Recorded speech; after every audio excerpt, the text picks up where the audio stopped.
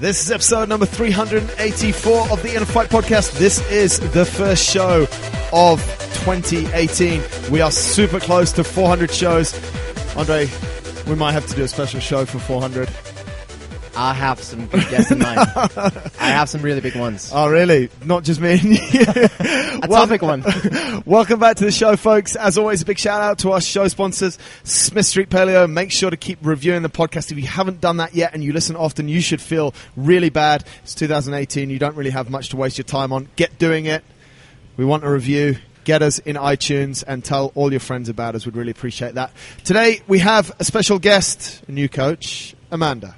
Hi, guys. Hi. Welcome to the show. Thanks. Welcome to the show. Andre's just told us that he's actually already done this show a year ago. So Almost. First time, not first time, but last year you came to Dubai for DFC and you stayed with me and Natalie for a few days. Yes, correct. And then we went to that restaurant. Meat Company. Meat Company, With yeah. the view over by the bush, bridge. It was really nice. It was actually a setup. He trapped me. He was like, oh, we'll take you for dinner. And then he asked all these questions I didn't want to answer. I just gave her the whole list. really, What do you want from life? You're good. 5-year plan. mate, do you have like a strict go-to set of questions that you ask everyone that you meet for the first time like that? Pretty much. Of The course order he does, of course. the order is not set, but the questions are. What are the general questions? What's your top 3 or 4? What do you want from life? Where are you going to be in 5 years? And last one, what's your definition of success? I think that's a Do good you one. care about the answers, or are you just why do you ask those questions? I only care about those answers. The rest I don't really care about. I never gave an answer to those questions, but we're still Really? friends, so I guess it was not too bad. So it's not. So it's coming We're today. We're still waiting for We're it. still waiting for those answers But 1 why- year later. This is a serious question to you. Why do you ask those questions? One of the questions you asked me before I got this job. And I was like, oh, never actually really thought about that. What do you want from life? And I just thought it was such a great question. And I think there's so much small talk going around. So Yeah.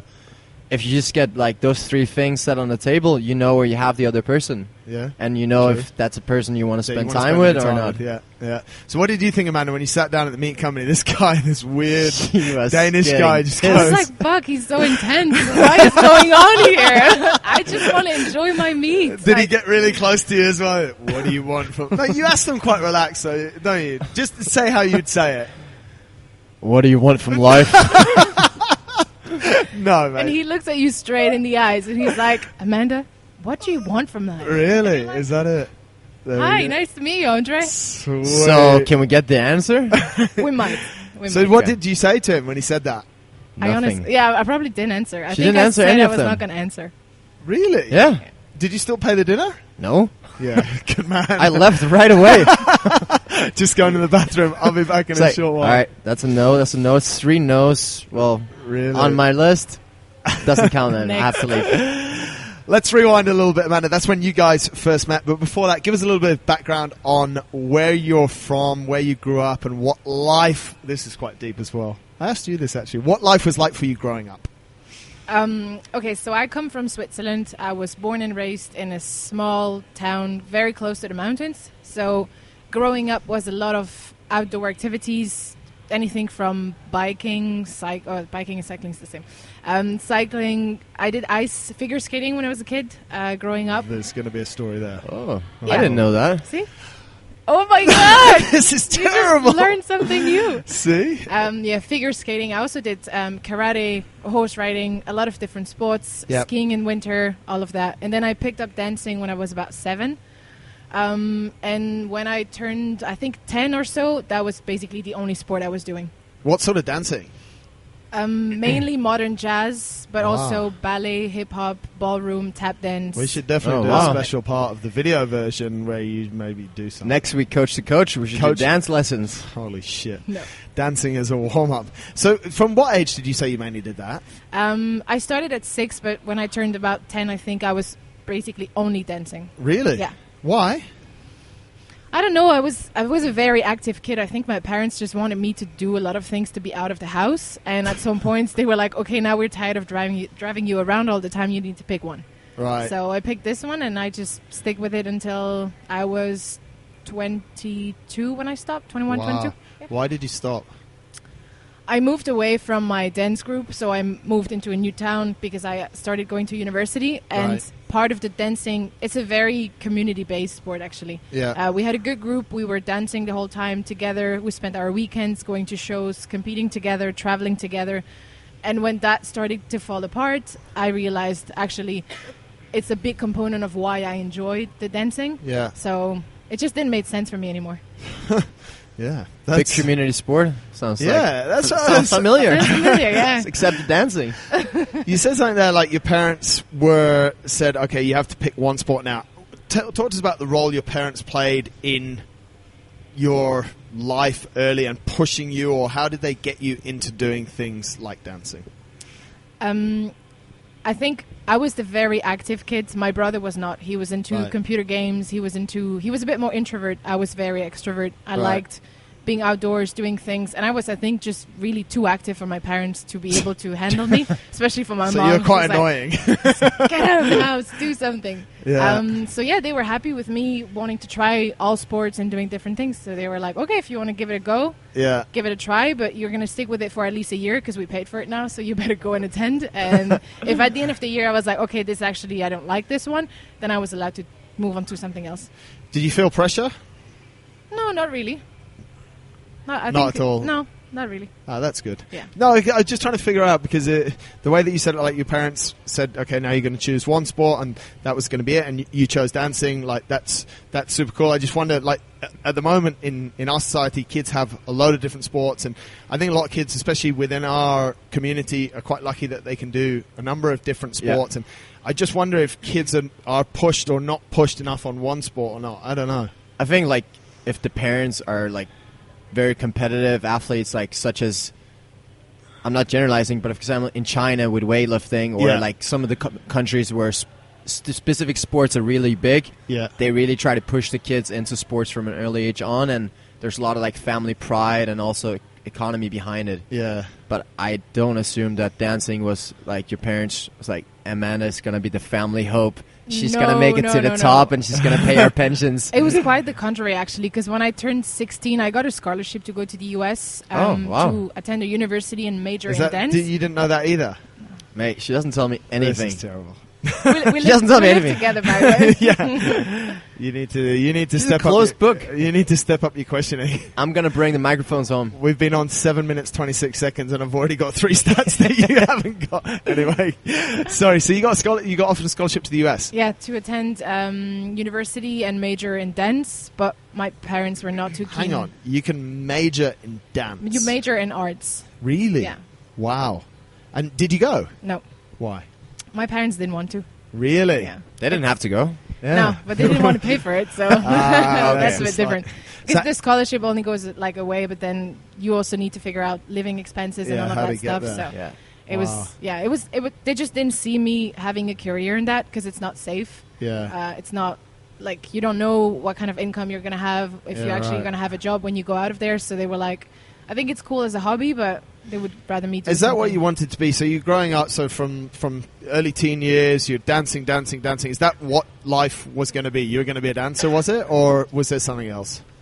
I don't know. I liked it a lot as a side thing. It was cool because next to school, I was basically... So it was easy for my parents because they didn't have to worry about what I was doing or where I was. I was either in school or I was dancing with my friends. Wow. And I started to make money, actually, because we had paid shows. So I was almost like semi-pro. Wow. And we actually started making money, so it was kind of like, as a teenager, it's pretty fucking cool. Very cool. You do what you love, and then you get paid for it, so you're like, paid, great, this is awesome. And then you start to think, like, if this is something you could do for a living. But I think also being Swiss, like, I've been raised in a way that you need to have, like a proper job and, like, a secured income and, like, that kind of stuff. So... Let's jump into that, because there's a lot... That's a big topic right there. There's a lot of, I would say... preconceptions about Swiss people and things like that. Let's jump into and the timing thing and all of this other stuff. But let's jump into that. What were you expected? Like you became a dancer and you became very good at it. Were you expected to still be an A grade student as well? What's the expectations? I think school was more important than the dancing. Really? It had to be a top one priority. But I was a pretty good student, so. I think as long as the studies were fine, my parents were happy with me dancing 20, 25 hours a week. So they were like, that's fine. Really? You danced 25 hours a week? Yeah. That's crazy. Were you a good student? I was a great student, yeah. What were you good at? Math. Numbers, Really? yeah. I hated like French lessons. That was horrible. I was pretty good with English because I traveled early on also for the dancing, so English was pretty easy for me. Yeah. German was all right. And anything with numbers, economics, math, I was like, that was my Really? jam. Yeah. That's what you enjoyed. Yeah. What language did you learn growing up then? What's your first language? Mother tongue is French. Right. And then the first language we have to learn in school is German, Right. because more than half the country actually speaks a version of German, so Yeah. Swiss German. Yeah. And then I picked up English as of, I think I was 14 when we started studying English, but Right. I traveled for the dancing, and I went to the US and so on, so I picked up a lot of English. So you quickly. speak three languages fluently? 2.5. German is half. Really? Yeah. Dre, how many languages can you speak? 2.77.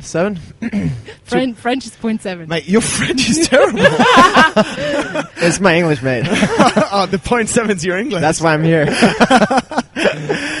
What? Yeah, you speak French as well. We have Yeah. French Saturdays at home with Yeah. Dre, so Really? that we can practice, but there's Yesterday not, was a big day. No, it's not been. We practiced a No, lot. we didn't. Really? She You wasn't just there didn't half do the it? day. Oh, she went away when you were supposed to be No. practicing Yeah. French. He just is I know. supposed to do Such that a great every support weekend. group. Try to build a support network But of do you- French people, and then Yeah. they'll just leave me. But do you speak to Natalie in French? Nope. Not enough. You told me at one stage that you do. I told you that we probably do on Saturdays, and then And that never happened, really. we try. Let me put it that way. We We need to try harder for next year. Natalie try and speak to you in Danish? No, but she actually tried to pick up Danish through Duolingo, which is a super cool app Really? that I also use for French. Yeah, you can just put like 5 to 10 minutes a day. Yeah. You can choose different levels, Yeah. and it'll just be like a course, super simple. It's free, any Oh, wow. language. Like It's pretty cool, yeah. it's really good. Like But also, Natalie speaks German. Yes, she does. So you yeah. could speak. she is 3.0 Yeah. language. She's- like, She's three- 3.0, yeah, she's just 3.0. 3 flat. She's done it. Yeah. She's got it. Yeah. So you could actually do Saturdays in French, Sundays in German, Mondays in English. Don't talk for 3 days, and then you're back to the start again. that's pretty much Yeah. it. That's what we do. Saturdays I try to train like 7 times, so I'm not home. So that you don't have to go through it. Maybe we should have French days here at the gym. That'd be cool. Yeah. Except- Jonesy. Just Jonesy would be super happy about that. Yeah, maybe not. I'm not sure Ben would be so happy either. Anyway. let's move back to the dancing. I was thinking, did you have any role models? Were your parents active? No. So my dad was when I was a kid, my dad was working. My mom was at home for a long time. Okay. So he was basically working a lot. We didn't see him so much. My mom was taking care of the kids, but she's never been really active. So I was the more active kid. And then growing up, my brother started to pick up sports only when he joined the army, actually. Okay. So that's when he became really active, and now he probably can kick my ass on most workouts that don't involve weightlifting. Oh, really? Yeah, he's really fit. Yeah. But who did you look up to when you were younger? Like, is there a head of dancing? Like, sorry to sound ignorant, but I don't really know. Like, how in sport, in football, all boys sort of look up to nowadays to Messi or to Ronaldo if they're complete losers and stuff like that. But when you're in a sport like that's very different, who do you look up to? Who do you look to for inspiration? I think we did not look up to someone in particular, but more Right. to institutions or dance schools that were known to be very successful or have a really good reputation. Yeah. Pretty much like football guys Yeah. would look at a club. Yeah. We would look at dance studios or like Really? institutions. Yeah. But you So- didn't have like this one person. No. It wouldn't have to be in dance. It could also be, other things such as Yeah. What about in other sports or in other parts of life? Who did you look up to as a role model? That's a very good question. Martina Navratilova. Sorry. Do you even know who she was? No. Ballet dancer, maybe by the name. You guys both don't know who Martina Navratilova Are is. you trying to speak French right now? Sounds more Russian. She's actually. I think she's actually was German. Let's check her in Google. She's like one of the best female tennis players of all time. Oh, okay. I don't know. okay. It was just someone that I thought of. I only know one tennis player, Who's that? the Swiss guy, Roger. Roger. Do you know his surname? Yeah, Federer. Okay, that's Roger cool. Swiss. Tennis, what? But what was there someone that you did look up to? Was there like in other sports? Did you sort of see like Michael Jordan and go, "Wow, I like some of the things that he does," or you just didn't care? Actually, no, not really. So where do you find your inspiration for training Yeah. 25 hours and being This is a good student? Where I'm trying to get to. She's actually from the Czech Republic, Martina Navratilova. Yeah, with a name like that, I thought she must be somewhere Eastern Europe. She was world number 1 for a total of 332 weeks in singles and a record 237 weeks in doubles, making her the only player in history to have held the top spot in both singles and doubles for over 200 weeks. How long ago was that?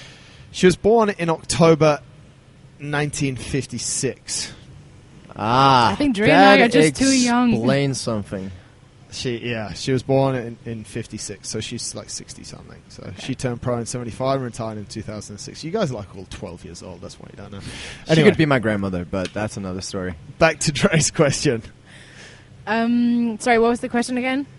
Where did you find your inspiration to train 25 hours and still be a super good student in school? I think I was just really in love with the sport and with the dancing, and it made me feel so good because it's like studying is cool and it's fun, and I liked it. I was okay with it, but then getting the physical part of it was I liked the physical exhaustion, not just being mentally like spending days or hours reading books. So I think it was a good balance between both. And I just enjoyed getting better. And it's kind of like if you compare it to CrossFit, where you have gymnastics, weightlifting, different like aspects to the sport, it's the same in dancing. Because ballet is very different than modern jazz, than hip-hop, than ballroom, than all these things, and they're very technical. Yeah. So it's like there's always something else to learn from and to pick on. And then we started competing as well. So we had like group practice on the weekends, getting ready for a world championship and things like that. So there was so much more that was going on into like the dance practice that it was a lifestyle. Okay. Did you have like a coach or a teacher that was like super inspiring or like really dragged you into the sport, or was just completely internal like motivation and inspiration? No, we had a dance teacher she was my main teacher for all these years, and she was the head choreographer as well for many of those years, and she was the one that kind of got us into this. And like the US was a big dream when you thought about dancing, you thought about Broadway, so you thought about New York because she had been there. So she was kind of giving us that sort of inspiration and vibe as well. So we did a lot of cabaret because she was into that. Okay. So she was a big inspiration. And then we had a big group. We were about, I think the bigger group was 20 to 25 people. And there were like some team leaders and things like that. So it was really, really like the best years of my life. As a teenager, I could not have had anything better. Did you see an end to it? You said you stopped at 22. When did it start coming to an end? Or was it quite abrupt? No, it was kind of, so when I moved to university, it was a different city, and I could not drive home every day for dance practice. It would take too much time anyways, and it just got to a point where I realized, okay, this is never going to be my life. I will never earn money with this. And how old were you when that happened? I was 20. And do you think that happened because of the society put those thoughts into your head? Or when you look back now, do you think you could have made it? Because I think there's a lot of kids or young people that are now grown up now that look back and think, shit, I shouldn't have believed what my friends and my family told me. I should have just gone for it because I was super talented. I could have been that person that I wanted to be. Yeah, I think that's a good point. Just wondering. Yeah. I was in the beginning I was a bit upset with the whole like dropping it. Yeah. But I also attended a really good school, and so I'm not unhappy with the decisions I made.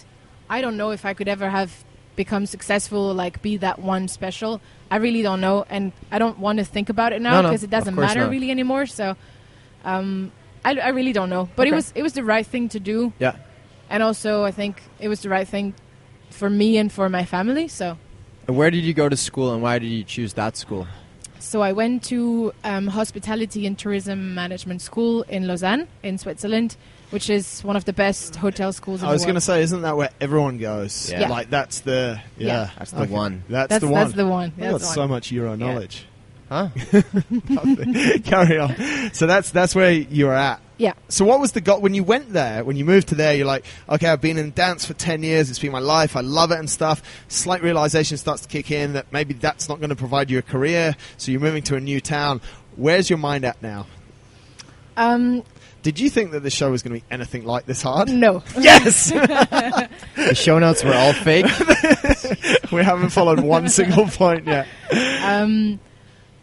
I think at the beginning it was a bit of a struggle because you've been doing something for so long at such a high intensity, and then all of a sudden it's like, it was just hard. Some people were like, oh, man, you should try to just dance like a few hours a week. But it's like, when you've been at that level and you've had so much practice, then going to like 2 hours a week is just like, Possible. it's like, no, Nah, it doesn't work. Yeah. So that's when I started to become lazy. I focused a lot on my studies, and I was still pretty good at school. The school is also very well known for parties, which I didn't take part in.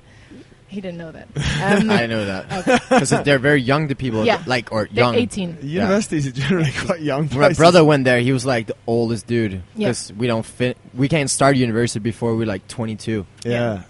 Yeah, but that's So those different. Like she would be 18. Yeah, I was 19. Yeah. Dude, your culture is completely different to the rest of the world. That's true. Like we Very all go to mature. university at 18 Yeah. or 19. I wouldn't want that. I know, but my dad turned around to me and he said, if I let you, because we can have what they call a gap year. If you have a year off, he said, if you have a year off, you won't go back. He said, go to uni and finish it and have the rest of your life off.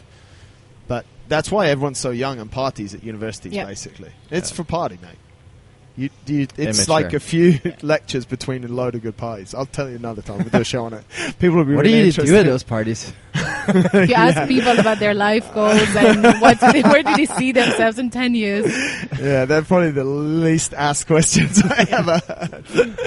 So you're in hospitality school. Yes, I am. So it's a 4-year program. The Yeah. first year is very practical. So actually you spend time in the kitchen, you spend time at the bar serving people, you spend time... See, there we you go. go. Just on the wrong side of the bar. You do everything. Housekeeping, you learn Wrong management. side of the bar. For me, it's a good side of the bar. Yeah, all right. So you do all these things, and then you go on for an internship Yep. for about 6 months. Then you come back to school, and then you have like 3 years of proper like management school. And that's what you wanted to be. You wanted to be in hospitality. You wanted to be in catering. What did you want? So my uncle and my aunt always owned restaurants and hotels. Yeah. Small where I came from, Yeah. and we spent a lot of time with them growing up as well. So I was very exposed to this, and for me, there was a strong sense of caring when you deal with food and people. Yeah. And to this day as well, I have still this with baking. I like to bake for people because it's a way of showing that I care for them. And I Give it think- up. You've been Give here, it up. You've been Yeah, here 3 Dre- weeks. Dre- I've not Dre's seen having- anything. Oh, but- Dre has. That's okay. why you haven't seen Sharing. anything. Yeah. So you wanted to connect to people through that. Yeah, I think the whole like offering good service and caring for people was very satisfying, and there was a lot of instant reward from that. Yeah. However, it's a very hard industry to be in. Yeah. Right. It's a lot of work hours. You have to be truly passionate about it if Yeah. you want to stay there, because you'll be working when everyone's having their time off. Yeah, and having a good time. And having a good time. And drunk. Yes. Yeah. And not all guests are easy. No. Depending on the culture as well, it's very different. So Do you think people generally are... This is what I think. I think people generally, when it comes to being customers in getting service, are becoming... Dicks. They're just absolute fuckwits these days. yeah. Like, I saw on the airplane last night, I saw a guy just literally throw his menu back at this air hostess. And I was like, who are you? Like, it's horrible how people treat... Like, if someone gives you bad service and is a dick, then I think you should not be very nice to them, but in a nice way. There's no need to be, like, super rude, but you can be quite cutting. But was that something that you sort of thought of when you were doing this catering? And did you sort of think... Yeah, I think sometimes it's really hard because you have people treating you like complete crap. Yeah. And they don't realize that actually you're a student and you're Yeah. studying business, and they're like, you're just a waitress, and you're like, no, I'm not. And even if I was, like, it's That's no, okay. That's okay, and there's Yeah. no reason for you to treat me that way. Yeah. Customer is always right. Yeah, and that's really hard. I think you That's learn the a lot worst. about self-control and be Yeah. like, okay, how can I turn this situation into a good one? Yeah. And worst case scenario, like, I just leave it at that and that's fine. But it's Did you ever lose your shit with someone? No. Do you ever spit in somebody's like coffee or? Or in their face? And yours every morning, because I know that. Andre, coffee's ready. I've been saving this one the whole night. So, let's keep piecing this together. You finish up this catering degree, or this degree in hospitality school in one of the coolest partiest cities in Switzerland. Where do you go to next? Where did I go after that? I started working. Did you get first? Did you get like the top grades? I was top 3. I was the third one. That was decent. Loser. Yeah. Like top 3 of the whole school, or Yeah, of my whole year. of everyone called Amanda? That's pretty impressive. Thank you. I was not Uh, top 3 in my school at all, and I didn't at any stage want to be. But that's a whole different story. Yeah, but I think it's like being book smart is not like it's cool, but it doesn't mean like doesn't mean anything. it just doesn't mean anything. Well, It it just- does. It means some things. It means you can work hard. I actually think, I think it shows a big discipline to work, and I actually think it shows. I mean, it's obvious that if you get super good grades, that A, you've worked super hard, or you're naturally Smart. mentally quite Yeah. smart, which I did neither of those. Anyway, this is about you. Carry on. So straight after school, I started working. Yeah. And I started working in events. So I joined an event management company, and I was doing. It was a lot of corporate events, so conference, seminars, but also Christmas parties for big companies. Like it could go from 50 to 500 employees Wow. with like concepts and decoration. And then we were kind of coordinating the whole thing with catering. Like we had different providers that we worked with, but I was basically doing that. I did that for about a year and a half, I think. Okay. And then after that, I joined the Football Federation, UEFA. They're also wow. based in Geneva, well, close to Geneva, in Nyon. That was close to my house at the time. So I worked for them for a project that lasted about a little bit less than 6 months. And then I ended up in Dubai. Wow. That's so. Let's look at that, because you came to Dubai to coach CrossFit. Yes. Let's talk about that. How did it all? Not the Dubai part. We'll come to that after. But how did your whole, as everyone calls it, journey in CrossFit begin, How did it change your life? bro? Always those questions. So when I stopped dancing, I just started university, and I didn't do much for about a year and a half, sport-wise. A little bit of gym, but nothing serious. And I was seriously getting lazy and fat. And I was not too happy with that, because I had always been so active that I actually didn't need to worry too much about how I looked and stuff like that. But that started to change, and I was not happy with that. Yeah, right. So Andre knows the story about how I started CrossFit when I was in London. I was there for an internship for 6 months, and An internship doing what? I worked for a startup. Okay. As part of my studies, we had to do an internship there. So Oh wow. yeah, I worked for them for 6 months, and I started CrossFit there. It was not going too well with the guy I was sharing a place with, Yeah. so I just wanted to be out of the house, and Yeah. I found this CrossFit gym that was far from work and far from home, so I could spend no time at home. Wow. And yeah, that's how I started. What was your first impression? What was the name of the gym you went to? CrossFit London. Okay. Where was that? They have 2 boxes. The one I was going to is in Vauxhall, Yeah. so south of London. Okay. They have another one somewhere. Why did you go to a CrossFit gym?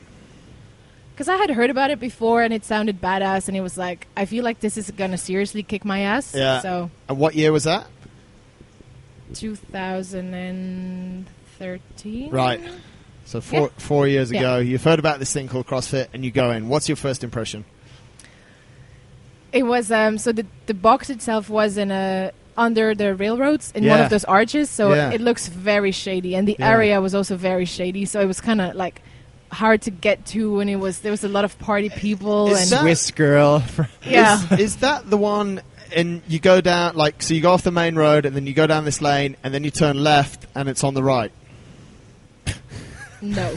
There's- No, because I don't think so. then they have no. That's why I asked you which one it is, because there's one, and I'm pretty sure it's called CrossFit London, or it might be called CrossFit Central London.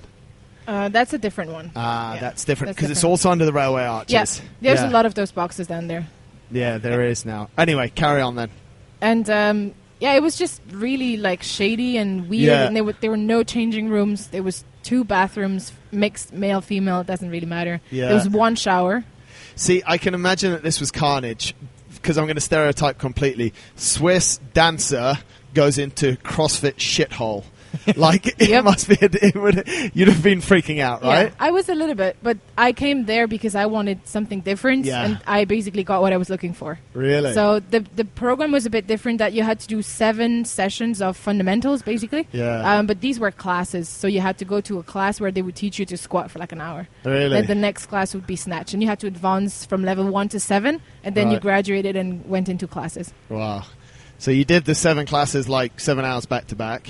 No, but I did them all in like almost a week. I actually Yeah. took a day off and I went to work on a Sunday instead, because Right. those classes were in a schedule and you could not like Ah. find your way around it. So I asked my boss to have a Friday off and I worked a Sunday instead so that I could Hilarious. finish those classes. Yeah. And what was it that you liked about it? It was a bit raw, a bit rough, a bit different. Why was that what you're looking for? Yeah, it was hard. It was different. I was really bad at it. Really? Yeah.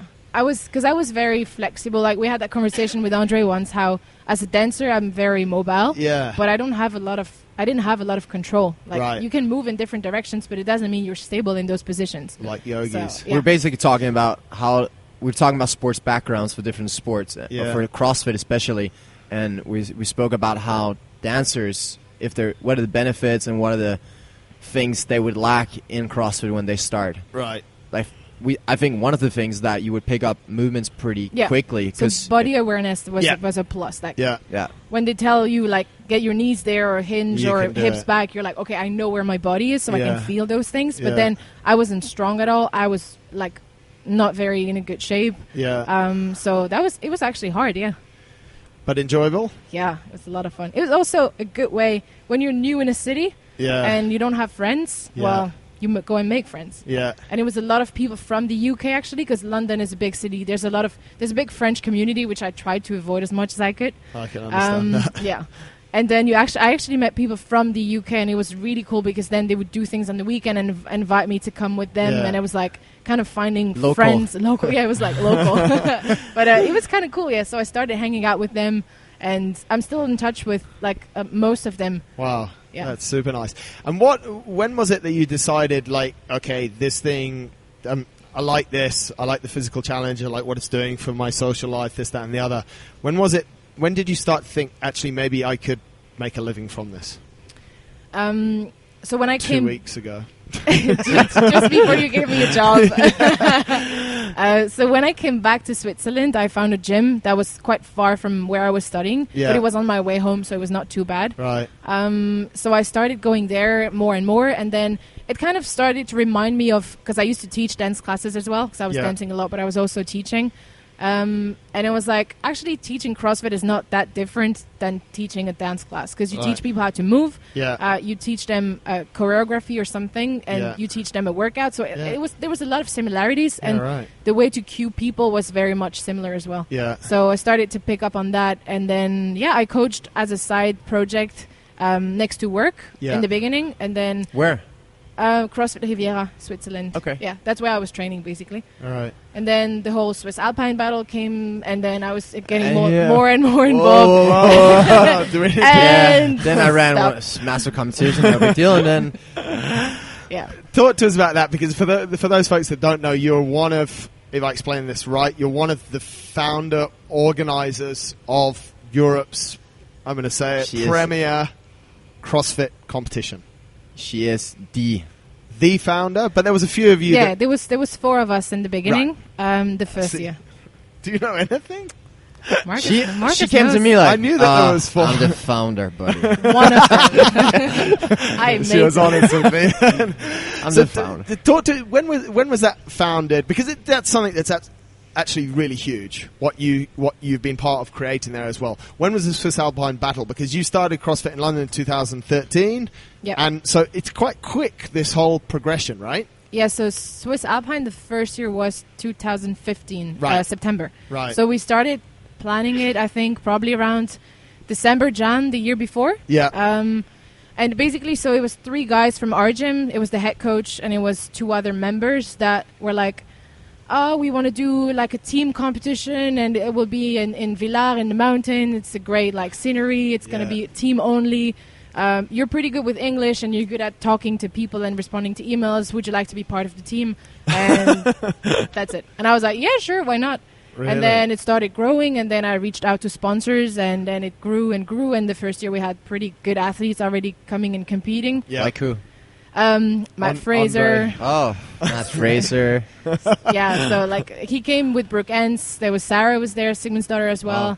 With Lucas Esslinger. There was like a few, like a mix of really good athletes and like European decent athletes. So yeah, Have that's you how ever it been started. there, Dre?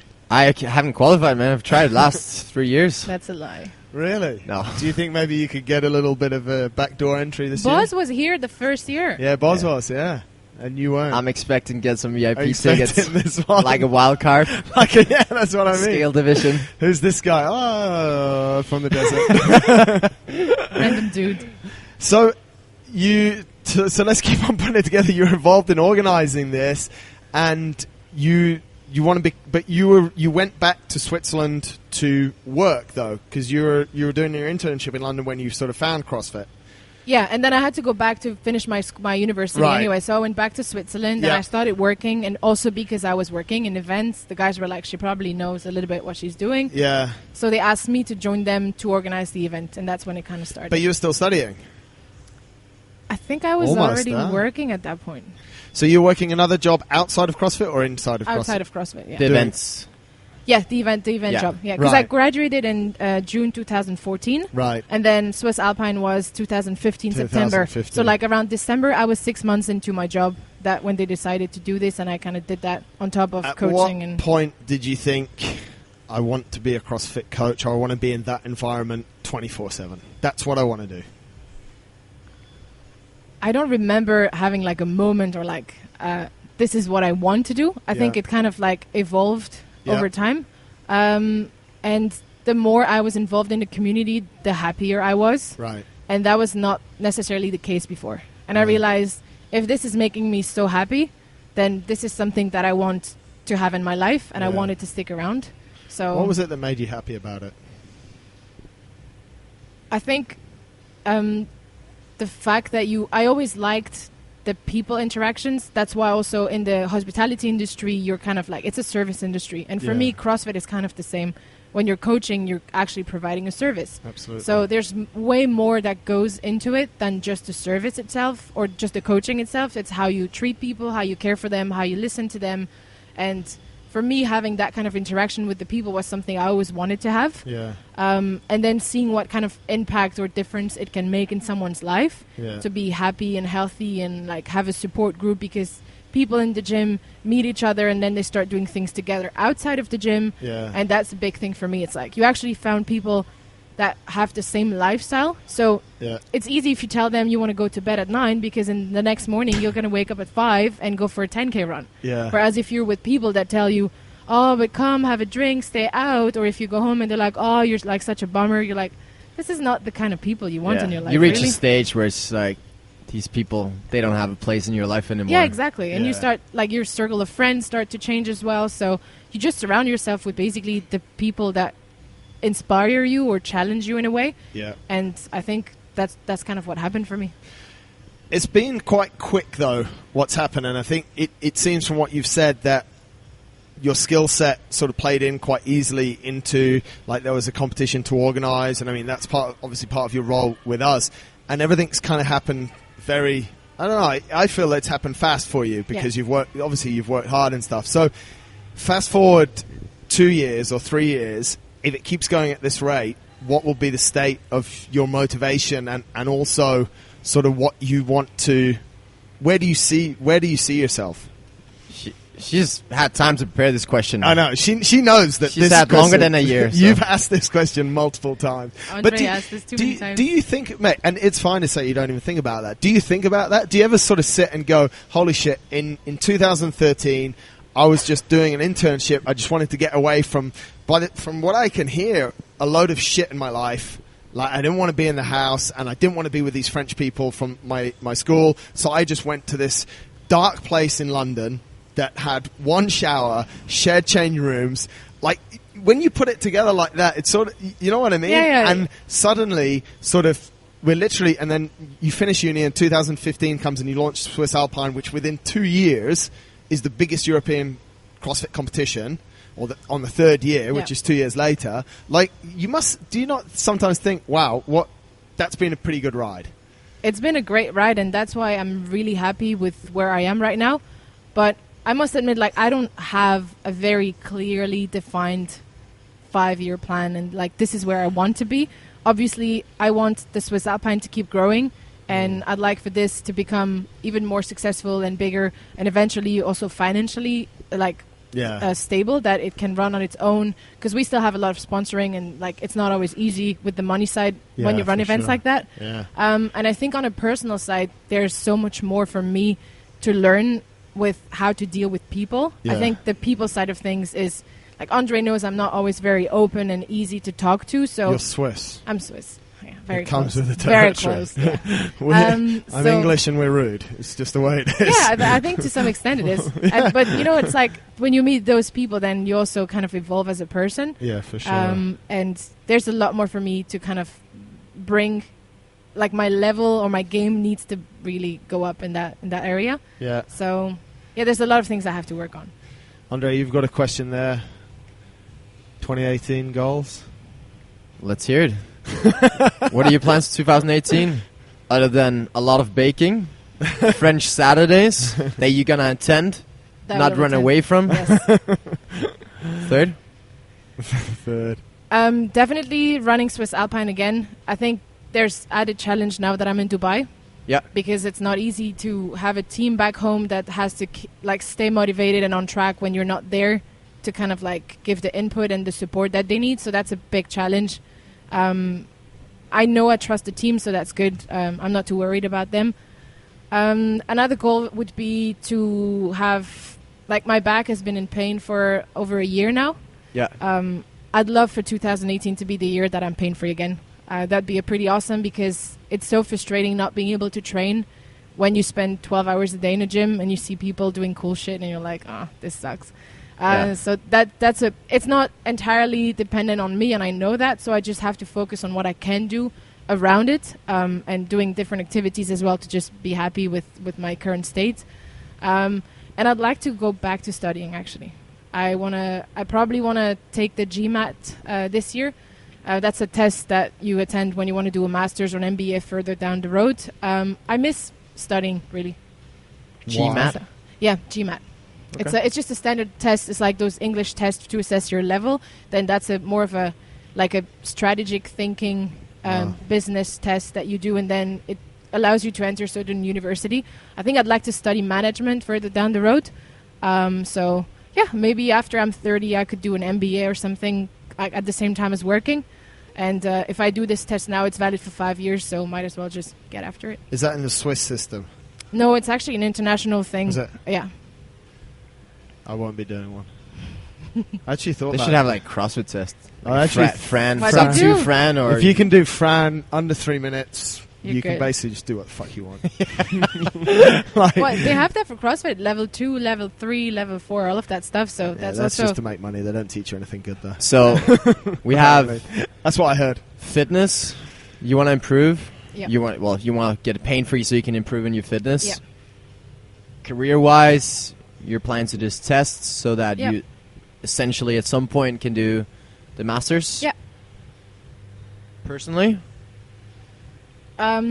work on friendships. friendships. Yeah. Okay. I struggle with keeping in touch with people from home. Yeah. It's quite hard for me to like manage the relationship over distance, and there are certain people I really care about and I want to make it work. So I know I have to put more effort into maintaining that relationship and making sure that they're okay with the way we communicate. So Okay. yeah. That's the goal as well. Do you have any other? You want to travel, or you want to do this, or you want to do that? I know you're taking your nutrition super serious. I try. Yeah, I try. It's not easy because it kind of goes with the training thing. So obviously, the more you train, the more you can eat. And right now, I don't eat much because I don't train much. Yeah. So that's a bit frustrating, but it's okay. It's what it is for now, and it's trying to dial this in now. And then when I can get back to training, it's going to be easier because this will be taken care of, or it will become like automatic. Yeah. Is your back painful when you ride a bike? Yes. Don't ride one then. Yeah. What about running? Good days, bad days, it depends. It's pretty much anything, isn't it? It's pretty much anything at this point. So, except climbing. I went climbing yesterday. I was pain-free, so. Spider-Woman. Yeah. Mate, to wrap it up, you've obviously met quite a few interesting people along the way so far. If you could leave the listeners with one piece of advice that you found to be the most helpful, what would that one piece of advice be? I think that not being afraid of taking a step forward, like it's better for you to take a step forward and fall and fail maybe than to think about it for too long and then the opportunity is gone. Because I think I've always been, probably being Swiss, very careful, and like you have to weigh the pros and the cons, and you do a SWOT analysis before you do anything. And it's like sometimes with life, it's okay to think about it, but at some point you need to go for it. And if you try, maybe you'll fail, maybe you won't, but there's only one way of knowing is to actually trying. I agree. So I think that's a really good bit of advice. Yeah. I actually think I wrote something about something similar to that the other day, in that we just don't make any decisions these days, and we just sit around thinking about it and then asking people who actually don't really give a shit anyway. So we're asking someone if you think it's a good idea when they don't really care, as opposed to just doing it, and if it works, it works, and if not, well, we learn something from it as well. I like that. Very good. Cool. Thank you, Amanda. French Saturdays. French Saturdays. You can come if you want. Bonjour, bonjour. Guys, thank you very much. That's been the first show of 2018. You'll see Amanda around the gym. She might teach us some dance for our warm-ups. We've seen stranger things. Amanda, thank you very much, and all the very best with us here at the gym.